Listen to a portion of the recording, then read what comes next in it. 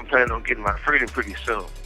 So I got some work, and I'm the only mother in the world to be calling from prison and tell Katt Williams I get at him later. So it might have initially sounded harmless, but when he mentioned his plans to go after Katt Williams following his prison release, it wasn't about catching up on good times.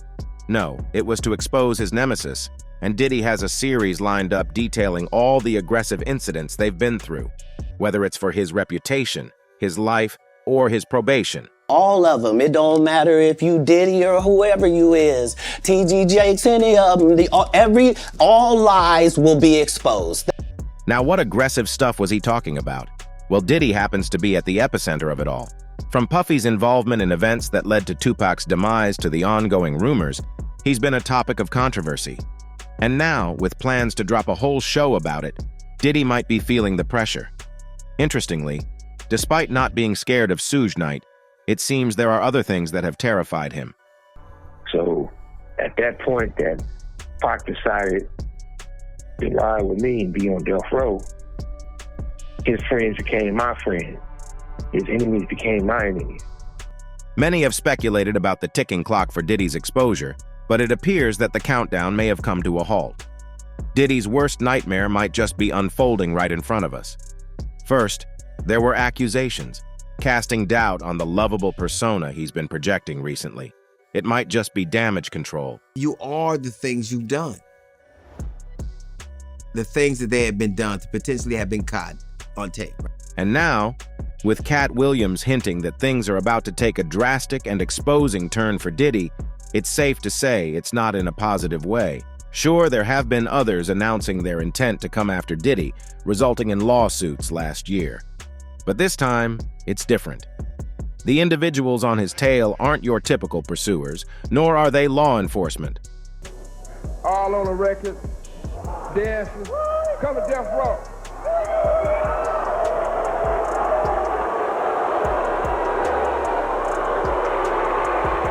One is known for his gangster reputation, and the other is known for saying just about anything to anyone.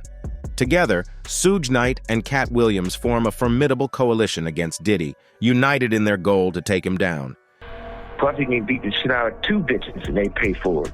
And he get an award. And for his having somebody, have male prostitute fucking your bitch, that's some weirdo shit.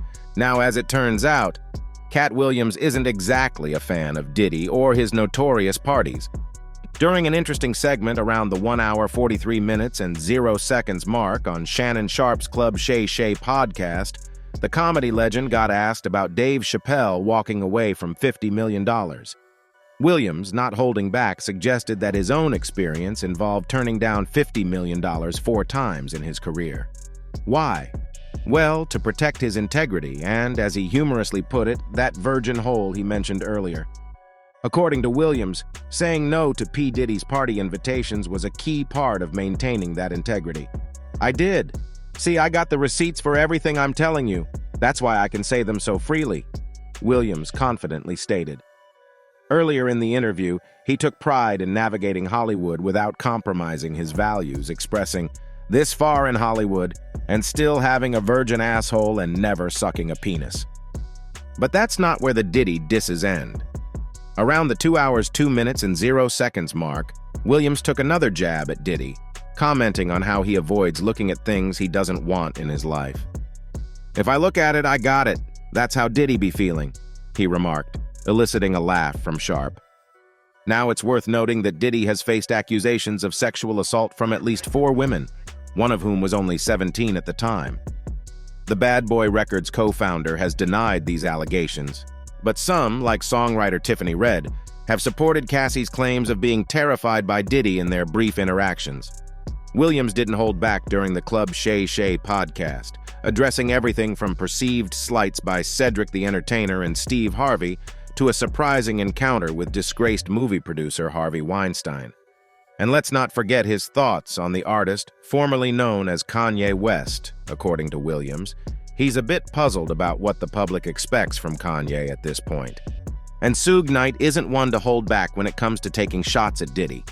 And now, with the bad boy mogul facing a series of sexual assault lawsuits, the ex-Death Row CEO has taken the opportunity to aim at him once again. In the recent episode of his Collect Call with Suge Knight podcast, dropped on Friday, November 24th, Suge delved into their long-standing rivalry and threw some more allegations about Puff's alleged violence towards women. According to Suge, what Puffy has done or is accused of doing isn't a surprise to anyone.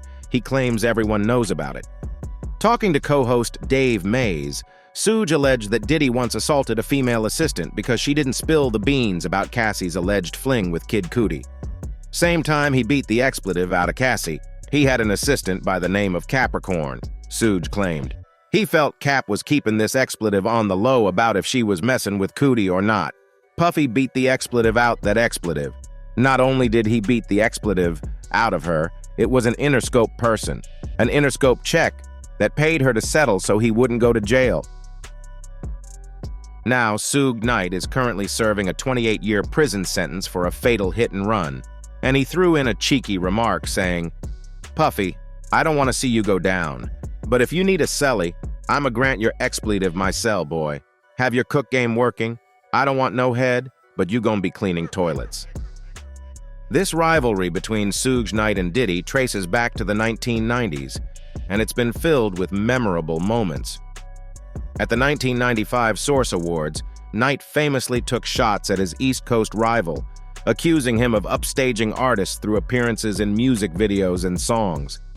Adding to the drama, Cassie's lawsuit against Diddy revealed a time when Diddy allegedly tried to ambush Suge Knight. The lawsuit, containing serious allegations, detailed an incident where Puff's security team informed him that Knight was nearby during a night of partying with Cassie. Diddy, according to the lawsuit, grabbed multiple guns and ran out to confront Knight, leaving Cassie terrified and in tears.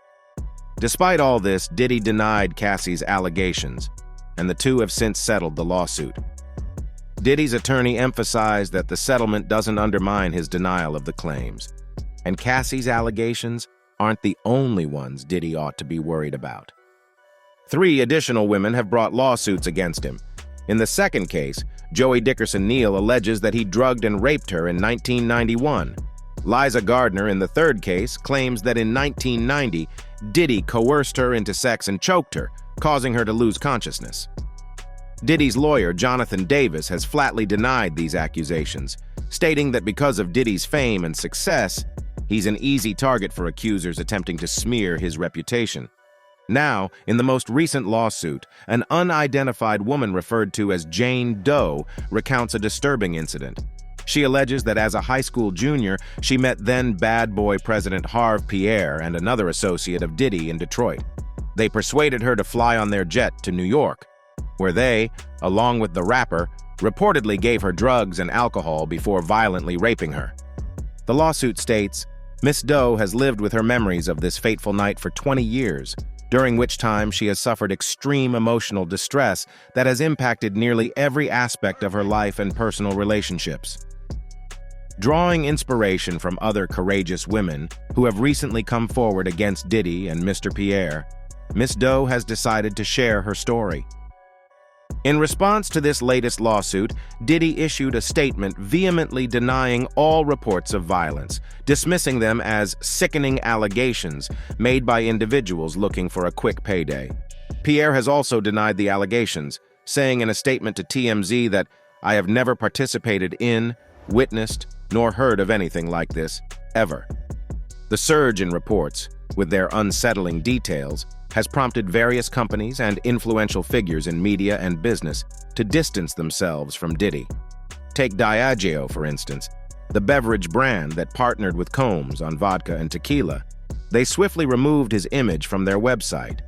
Even Capital Preparatory Schools, a New York charter school network expanded with Combs' help, issued a statement on their website, initially stating they were cutting ties with him, though the statement was later removed. Additionally, Diddy stepped down as the chair of Revolt, a TV network he played a key role in founding back in 2013. These legal challenges against Combs unfold in the midst of a broader landscape of accusations against prominent figures in the music industry. In November, a woman sued Neil Portnow, the former head of the Grammy Awards, alleging he drugged and raped her in 2018. During the same month, a former employee filed a lawsuit against music executive L.A. Babyface Reed, accusing him of sexual assault and harassment, claiming it caused irreparable damage to her career in the music industry. It's worth noting that these events are happening at a time when a music and fashion mogul whose career shares similarities with Diddy's, is facing consequences for his actions. Has lost several brand partnerships after making public anti-Semitic and racist statements, coupled with allegations of a years-long pattern of verbal abuse and harassment. The potential silence around his behavior may have been influenced by the lucrative nature of his partnerships with these brands. Back in 2017 and 2018, the Me Too movement sparked important conversations about sexual assault and harassment in various industries, from film to media to restaurants. However, many in the music business seemed somewhat untouched by these reckonings. Take R. Kelly, for instance. Despite numerous allegations of sexual misconduct, including accusations of engaging with underage girls, he faced minimal consequences until the release of the widely watched 2019 docuseries Surviving R. Kelly. Many argued that the prolonged lack of accountability for Kelly was due to the racial dynamics at play, as the women reporting abuse were predominantly black. In 2021, he was finally convicted of sex trafficking, landing a 30-year prison sentence, with an additional 20-year sentence added in the following year. In 2017, 3 women publicly accused Russell Simmons, co-founder of Def Jam Recordings, of rape. Like R. Kelly, he became the subject of a documentary focused on these allegations, although he hasn't faced charges. Now, Cassie Ventura and other women filing suits are coming forward with harrowing accounts of violent rape, intimidation, and abuse against one of the giants in the music industry. Diddy, in his prime, was an influential figure symbolizing the movement of hip-hop into both mainstream and high-end culture. He was an icon of power and influence in music, fashion, and business. These lawsuits represent a newfound readiness to hold that power accountable. It's a significant shift in the narrative surrounding figures who were once seemingly immune to such reckoning. Now, diving into the legendary feud between Diddy and Suge Knight, a tale that hip-hop enthusiasts from the 90s won't soon forget. Picture this. It's the era of a fierce rivalry between the East Coast and West Coast rap scenes. At the forefront of this feud were 2 heavyweights, Suge Knight, the co-founder of Death Row Records, and Diddy, the maestro behind Bad Boy Records. But what set off their heated beef, and what were the repercussions? Let's rewind to the 1995 Source Awards, a pivotal moment in the history of their feud. Suge Knight took center stage and threw a not-so-subtle jab at Diddy, publicly declaring, "Any artist out there that want to be an artist and stay a star, and don't have to worry about the executive producer trying to be all in the videos, all on the record, dancing, come to death row." This was a direct hit at Diddy, who had a habit of making appearances in his artists' music videos and songs. Post-awards, Diddy claimed to confront Suge Knight at the after-party, where Suge allegedly denied targeting him. According to Suge, the real aim was Jermaine Dupri, another producer with his label So Def. However, Jermaine Dupri debunked this claim, asserting that he had no beef with Suge Knight. Fast forward, and the tension between the two escalated with the tragic deaths of 2 of their biggest stars.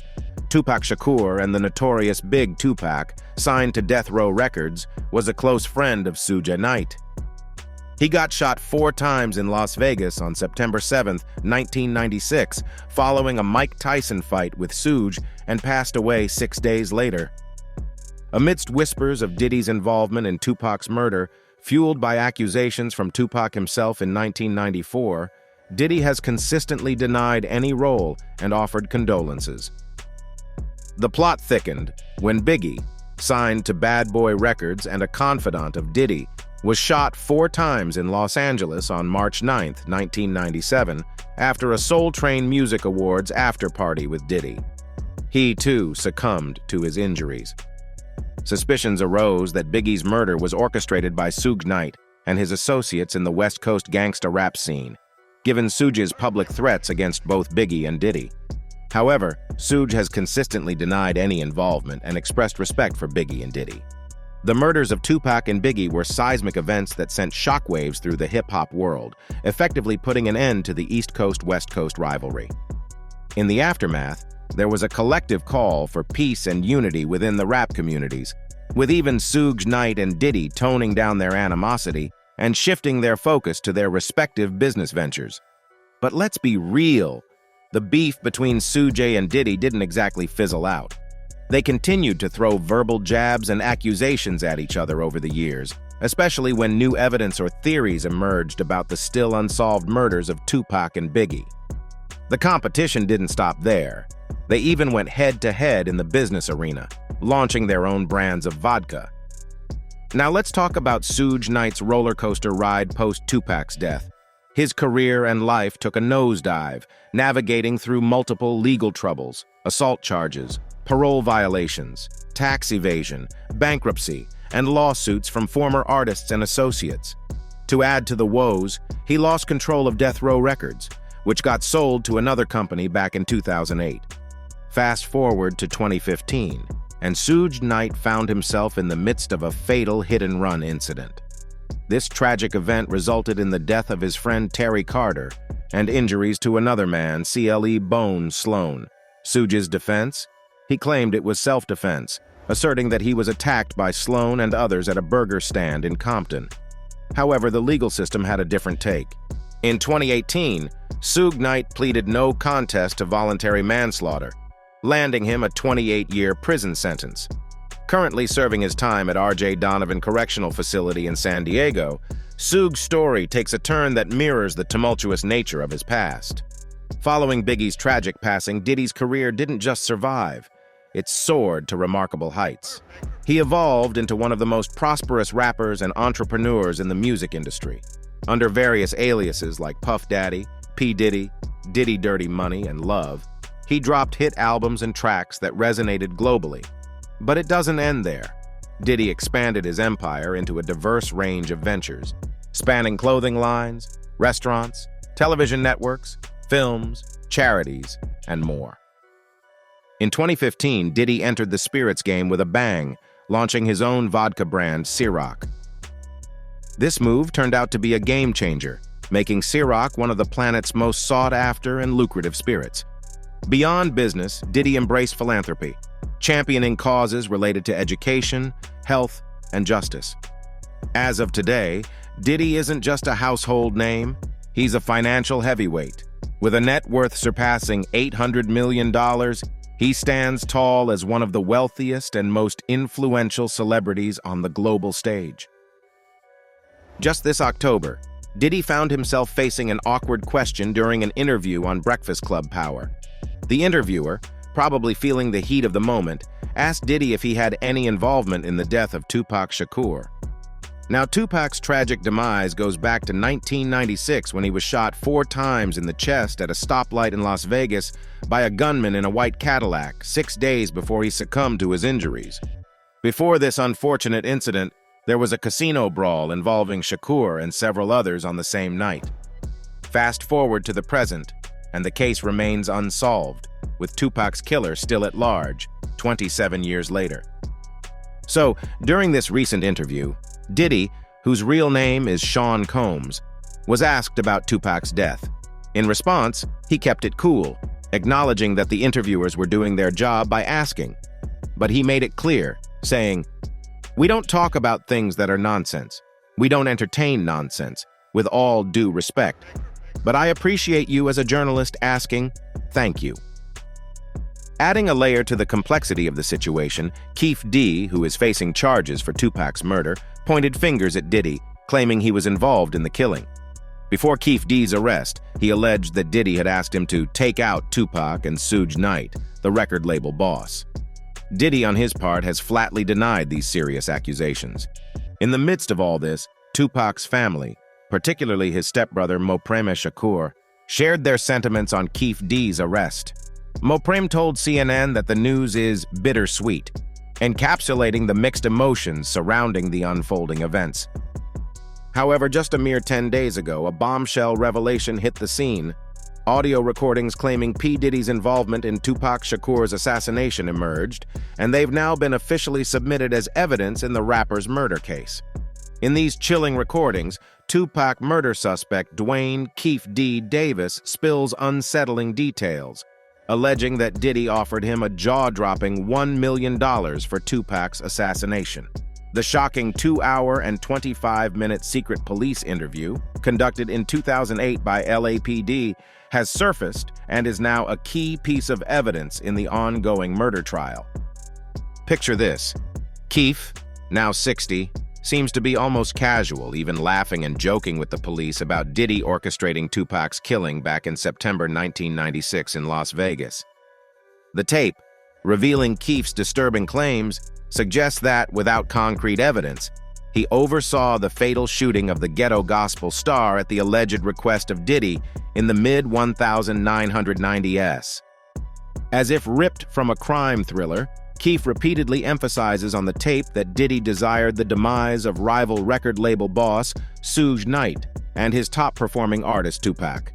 This revelation unfolds against the backdrop of the intense East-West Coast rap wars, where words turned into a deadly clash.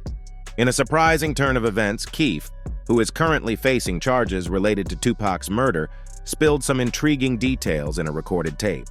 According to him, Diddy, the 54-year-old music mogul, allegedly declared, "Man, I want to get rid of those dudes." Now, it's crucial to note that this former Compton Crip is insistent that the $1 million reward idea came directly from Diddy, who has consistently dismissed any claims tying him to the shooting of Tupac and Suge as nothing but nonsense. Prosecutors presented this audio file to underscore Keefe's apparent confessions regarding his role in the murder. However, it's worth mentioning that in many sections of the tape, Keefe makes unverified allegations about Diddy, who was then known as Puffy. During the recording, Keefe casually boasts about getting close to Diddy, the owner of Bad Boy Records and a global music superstar at the time. He reveals that their connection grew through mutual friend and gangster Eric "Zip" Martin. In a rather jaw-dropping moment on the tape, Keefe shares with LAPD officer Greg Kading how Puffy expressed his disdain for Suge Knight to Crip gang members who were handling his security detail after a concert in Anaheim, California. According to Keefe, Puffy allegedly said, "Shh-T, he said he would give us anything for those dudes' heads, you know." Diddy and Knight, once allies, saw their friendship take a sharp turn after Suge's infamous speech at the 1995 Source Awards in NYC, where he threw shade at Bad Boy Records, saying, "Any artist out there want to be artist and want to stay a star and don't have to worry about the executive producer being all in the videos, all on the records, dancing, come to death row." According to Keefe, that televised moment was the trigger for the war, with the music giants behaving like little kids.